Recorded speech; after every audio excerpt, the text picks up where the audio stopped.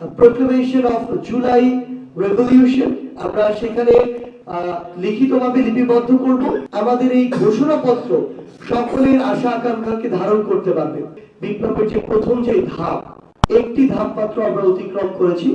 এবং আমাদের এই জুলাই বিপ্লবের যে ঘোষণাপত্র সেটি আমরা আমাদের জায়গা থেকে মনে করি অবশ্যই ঘোষণা করা আরো আগে প্রয়োজন ছিল,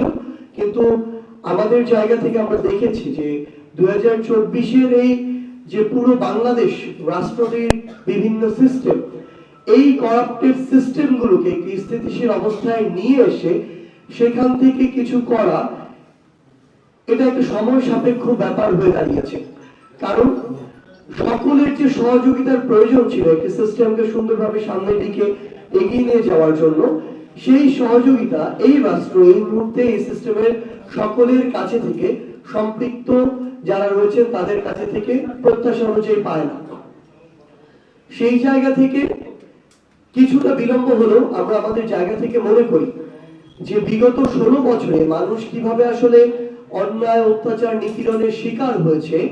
এবং কোন ঘটনাগুলোর প্রেক্ষাপটে এই অভ্যুত্থানটি সংগঠিত হয়েছে। মানুষ জীবনের মায়া না করে, রক্তের মায়া না করে, পরিবারের মায়া না করে রাজপথে নেমেছে এবং খুনি হাসিনার পতন হয়েছে। এই প্রেক্ষাপটগুলো এবং এই যে মানুষ রাজপথে নেমেছে, মানুষ রাজপথে জীবনের মায়া ত্যাগ করে নামার পিছনে কিছু কারণ ছিল। প্রত্যেক মানুষের মনে কিছু স্বপ্ন ছিল, আকাঙ্ক্ষা ছিল, একটা স্পিরিট ছিল। এই স্পিরিট গুলো কি ছিল এবং সামগ্রিকভাবে এই যে আমাদের জুলাই বিপ্লব, এই বিপ্লব থেকে আগামী বাংলাদেশের মানুষ যারা এই অভ্যুত্থানের সাথে সম্পৃক্ত ছিল, যারা ফ্যাসিস্ট বিরোধী আন্দোলনে প্রত্যক্ষ এবং পরোক্ষভাবে অংশগ্রহণ করেছিল, তাদের প্রত্যাশা কি, আশা আকাঙ্ক্ষা কি। আমরা আমাদের জায়গা থেকে মনে করি এই সামগ্রিক বিষয়গুলো আমাদের এই জুলাই বিপ্লবের সামগ্রিক বিষয়গুলো একটি ঘোষণাপত্রে লিখিতভাবে লিপিবদ্ধ থাকা প্রয়োজন। আমরা আমাদের জায়গা থেকে মনে করি এই ঘোষণাটি আমাদের সামগ্রিকভাবে পুরো বাংলাদেশের একটি লিখিত দলিল হিসেবে থাকবে, যেই দলিল আমাদের নতুন করে যে স্বপ্নগুলো, সেই স্বপ্নগুলোকে ধারণ করবে, যেই দলিল আমাদের বিগত সিস্টেমগুলোকে রিজেক্ট করবে, নতুন যে সিস্টেমগুলো আমরা প্রত্যাশা করি সেগুলোকে বাস্তবায়নের পথ দেখাবে। আমরা মনে করি আমাদের এই ঘোষণাপত্রটি বিগত যে সিস্টেমগুলো মানুষ আসলে তাদের জায়গা থেকে গ্রহণ করেনি এবং আগামীতে যে সিস্টেমগুলো মানুষ চায় তার মধ্যে পার্থক্যটি তৈরি করবে এবং আগামীতেও বাংলাদেশের মানুষের দায়িত্ব যারা ভোটের মাধ্যমে গ্রহণ করবে তাদের ক্ষেত্রেও এটি একটি নির্দেশিকা হিসেবে থাকবে যে কোন বিষয়গুলোর প্রেক্ষাপটে এই 24-এর বিপ্লবটি হয়েছে, কোন বিষয়টির প্রেক্ষাপটে এই 24-এর বিপ্লবের পরবর্তী নতুন আশা আকাঙ্ক্ষাগুলো তৈরি হয়েছে এবং মানুষ কি চায়। তো সামগ্রিক যে বিষয়গুলো আমরা আমাদের জায়গা থেকে মনে করি কিছুটা বিলম্ব হলেও একটি ঘোষণাপত্রে লিপিবদ্ধ থাকা দরকার। সেই বিষয়টি আসলে আমরা আমাদের এই প্রোক্লেমেশন অফ জুলাই রেভলিউশন আমরা সেখানে লিখিতভাবে লিপিবদ্ধ করব এবং আমরা এটি একটি খসড়া করেছি ইতিমধ্যে এবং এখানে বাংলাদেশের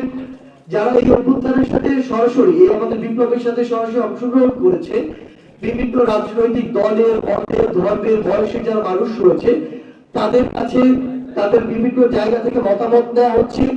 এটি সংশোধন, পরিবর্তন, পরিমার্জন করা হচ্ছে এবং আমরা বিশ্বাস করি আমাদের এই বিপ্লব যেমন ফ্যাসিস্ট বিরোধী সকলকে ধারণ করতে পেরেছিল, আমাদের এই ঘোষণাপত্র সকলের আশা আকাঙ্ক্ষাকে ধারণ করতে পারবে। এটি আগামীর বাংলাদেশের ঘোষণাপত্র, এটি কোনো নির্দিষ্ট দলের, মতের, ধর্মের, বয়সের মানুষের ঘোষণাপত্র নয়। যেমন ভাবে 24-এর বিপ্লবটি সকলের ঘোষণাপত্র ছিল,